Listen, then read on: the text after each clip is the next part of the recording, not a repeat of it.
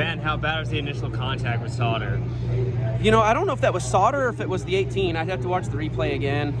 Whoever door slammed me, though, I mean, as soon as it happened, I got a ton of smoke that filled the cabin. It unsealed all the crush panels, and I knew right then and there we were in trouble. I thought, okay, we maybe have like 2 more corners that we can make it, and that's what happened. We come in, we try to clearance it, but most importantly, put a new set on so we can go back out there. Just didn't clearance it enough, and I said, man, we got maybe 1 or 2 more corners left in the truck again, and it went down at the absolute worst time as the field was catching me.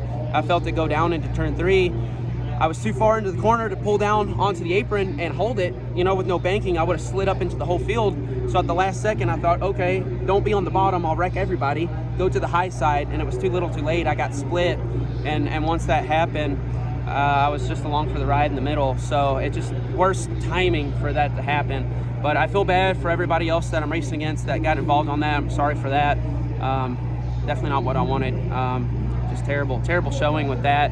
But all in all, range fuel, Ford F-150, it was fast. We were up front. We were leading when the damage happened, right? I mean, that's what sucks most, is to be taken out while leading. You don't hear about that a whole lot at this place.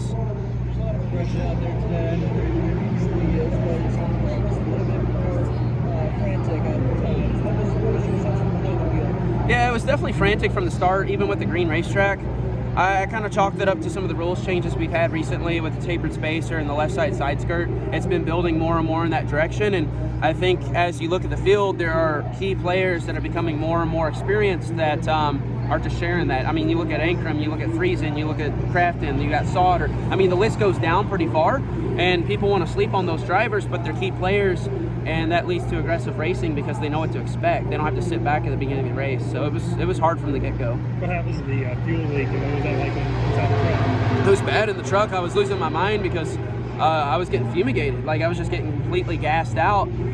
So the longer I sat there, I mean, I'm starting to feel a little rough. So I just wanted to go. I didn't know it was gas line. I smelt gas, but I wasn't putting 2 and 2 together. I just wanted to go. I wanted them to drop the jack. I needed to get some airflow going, and I would come back. And obviously they found out that it was pretty much terminal. So here we are. Was the door slam when you were battling for the lead just part of racing, or did you feel that was a little aggressive? The thing that got me, it was in the tri-oval area, so it was just kind of dumb that people are pushing in that spot. Run close, yeah, for all means, run close, be on their bumper, but don't be pushing. And I've had that happen so many times for people pushing the wrong areas. You know, when you win the championship, you get the honor of being able to speak to some of the young drivers that come into the series and you know, talk in the rookie meetings, and that's the first thing I mention is don't push in the tri-oval, don't push on entry and exit of the corner. I think like a key thing you would have seen tonight is when I was running around Corey LaJoie, he couldn't hold the bottom. So handling's a problem here, entry and exit of the corners. So don't push there, don't push in the tri-oval. And I think that's what happened. I have to watch a replay before I speculate too much, but yeah, not good. Well, this is going to plague us for quite a few weeks now. A lot of people don't realize that, but Daytona sets the tone for your season. So finishing good here is actually really important. The first 2 races are key because after that, there's a whole host of benefits that come from it. There's a lot of things you can do on strategy. There's a lot of points that you have in the bank you can work with for stages.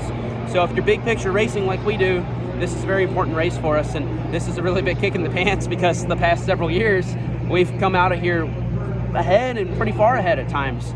And the best example of that was 21. So we've got to start digging out of this hole now, or climbing out of this hole that we're in.